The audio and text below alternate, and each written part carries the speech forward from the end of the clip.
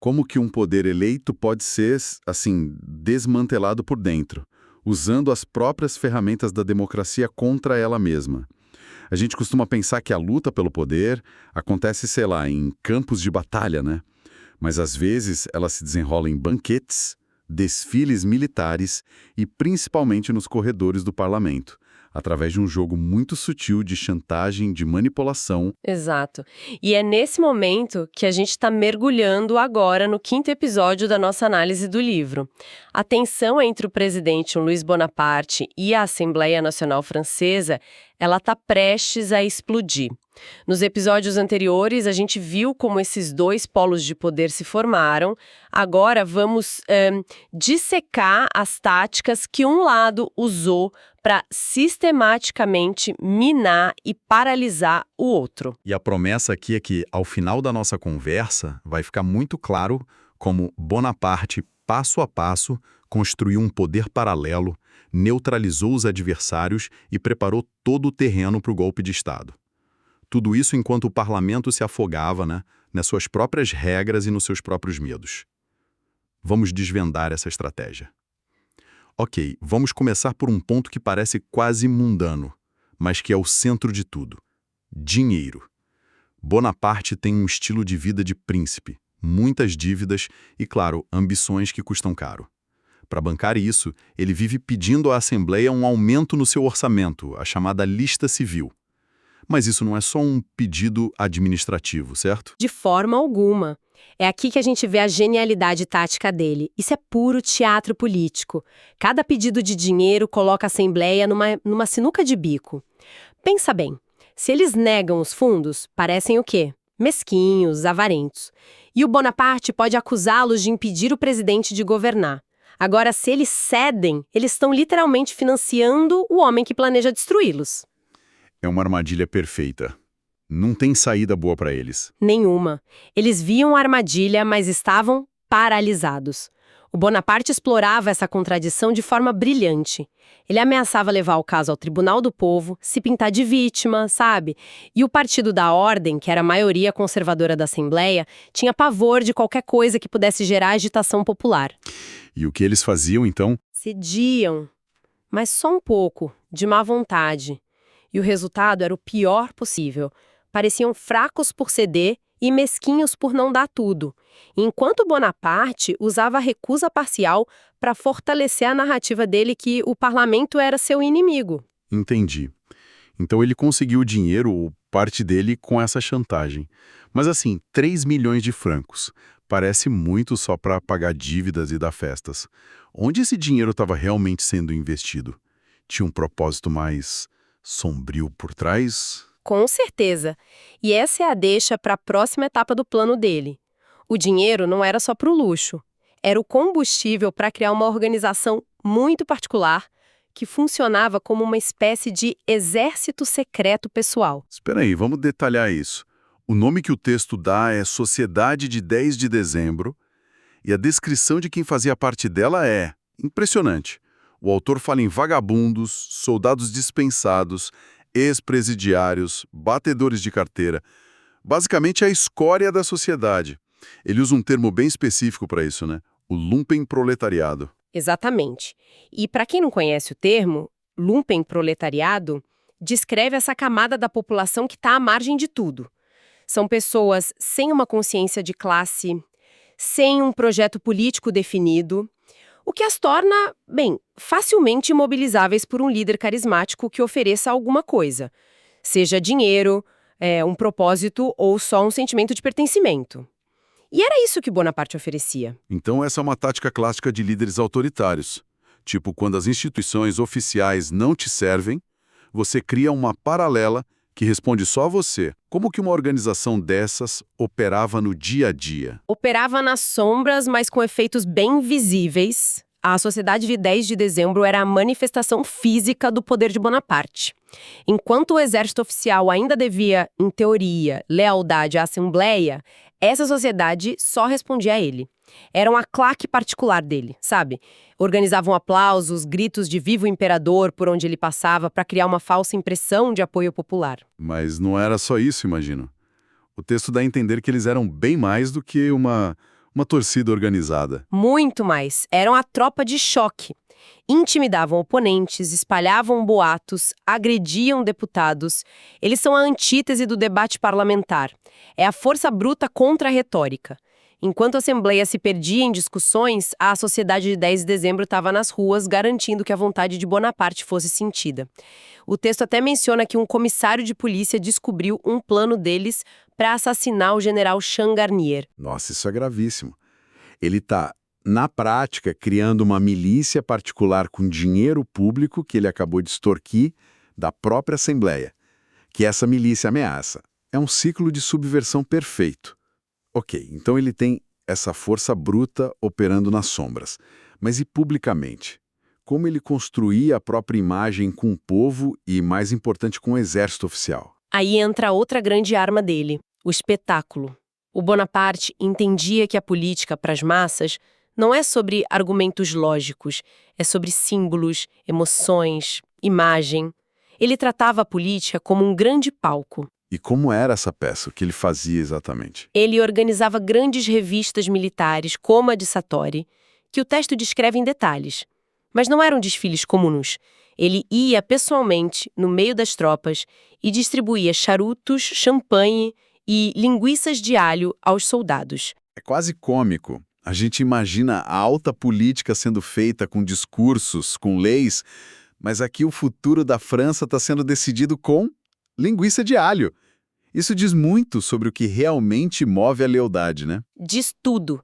Enquanto os deputados debatiam em Paris, ele estava lá em carne e osso, comendo e bebendo com os soldados. Ele não falava de leis, ele evocava a glória do tio dele, o Napoleão. E funcionava. Os gritos de Viva a República foram sendo substituídos por Viva o Imperador. Ele estava literalmente comprando a lealdade do exército com comida, bebida e a promessa de glória. E isso era feito assim abertamente? Essa compra de lealdade era explícita? Sim, ele usava o dinheiro da lista civil para dar banquetes enormes aos oficiais no Palácio do Eliseu. Era uma sedução constante do poder militar. Ele estava sistematicamente quebrando a disciplina do exército e a lealdade à república e substituindo por uma lealdade pessoal, quase feudal, a ele mesmo. Ele entendeu que o poder real não viria dos votos no parlamento, mas sim do controle da força armada. E eu imagino que o comandante do exército em Paris não tenha gostado nada disso.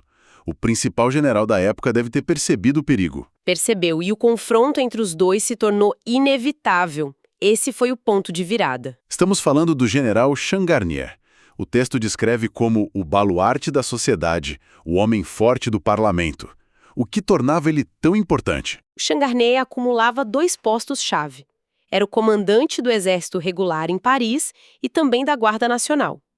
Na prática, ele era o braço armado do Partido da Ordem e da Assembleia.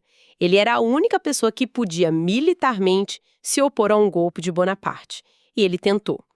Ele percebeu o que o Bonaparte estava fazendo e emitiu uma ordem proibindo qualquer tipo de aclamação política durante os desfiles. Um desafio direto. E como Bonaparte reagiu? Como uma declaração de guerra. A partir daquele momento, ele iniciou uma campanha implacável para remover o Changarnier do carro. Foi uma guerra de nervos que durou meses. E a Assembleia, como ficou nessa briga? A demissão dele é o clímax de todo esse processo. É o checkmate. O Partido da Ordem sabia que sem o Changarnier estava completamente indefeso. Eles lutaram, ameaçaram, fizeram discursos inflamados, mas Bonaparte simplesmente os ignorou. Em janeiro de 1851, ele publicou o decreto demitindo o general. E ali, o jogo virou de vez. Basicamente, Bonaparte ficou com o exército, com a força, e o parlamento ficou só com o discurso. A palavra perdeu para a espada. Mas o texto menciona que a Assembleia tinha o direito constitucional de requisitar tropas para sua própria proteção. Por que eles não fizeram isso? Porque o direito no papel não significa nada sem o poder de executá-lo. Com a demissão do Changarnier, a pergunta no ar era: qual general vai nos obedecer agora? Quem arriscaria a carreira para defender um parlamento que se mostrou tão fraco? A demissão não só removeu o protetor da Assembleia, mas expôs a impotência total dela. Nenhum outro general de prestígio quis assumir esse papel, que era basicamente suicida. O equilíbrio de poder foi quebrado. Com o exército sob controle, restava a Bonaparte só lidar com um parlamento que já estava paralisado. E essa paralisia é fascinante. Dessa história. É a psicologia do Partido da Ordem. Eles se viam presos entre dois medos mortais. De um lado, o medo de lutar abertamente contra o Bonaparte, pois isso podia causar uma instabilidade que levaria a uma revolução social, o que eles chamavam de fantasma vermelho. Do outro, o medo do golpe de Estado do próprio Bonaparte. Então, entre o medo da anarquia e o medo da tirania, eles escolheram a inação. Exatamente.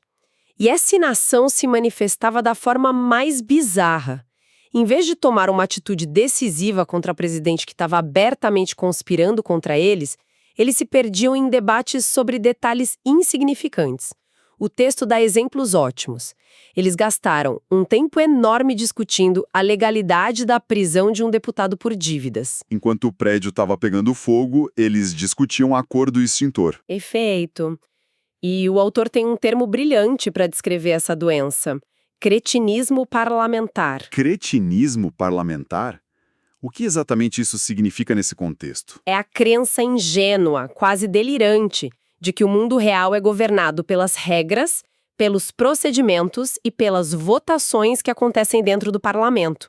É a incapacidade de ver que, do lado de fora, uma força bruta está se acumulando e se preparando para varrer todo aquele teatro de formalidades.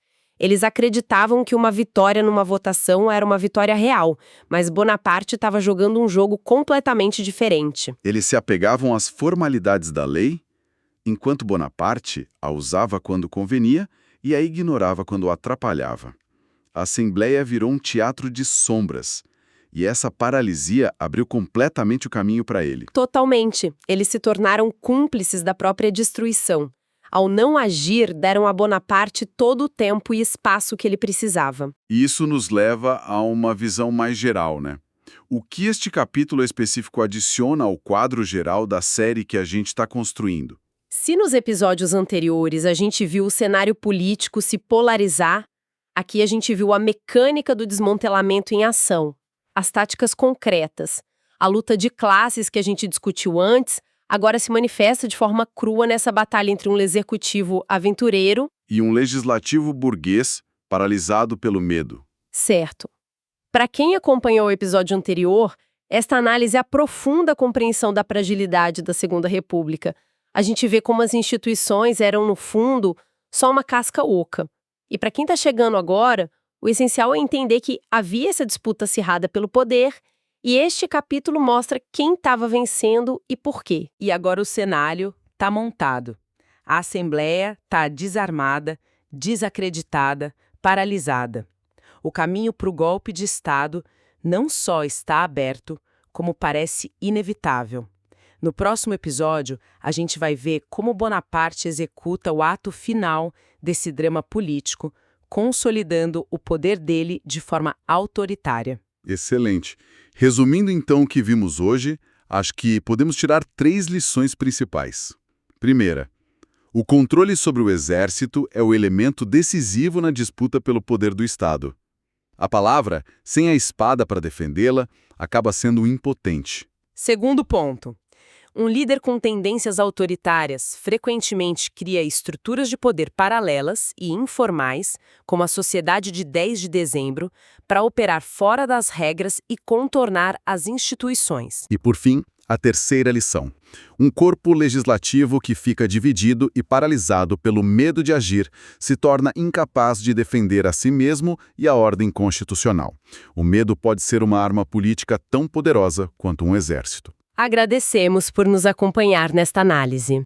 A história continua no próximo episódio da série, onde as consequências de todos esses eventos que discutimos hoje vão se tornar terrivelmente claras.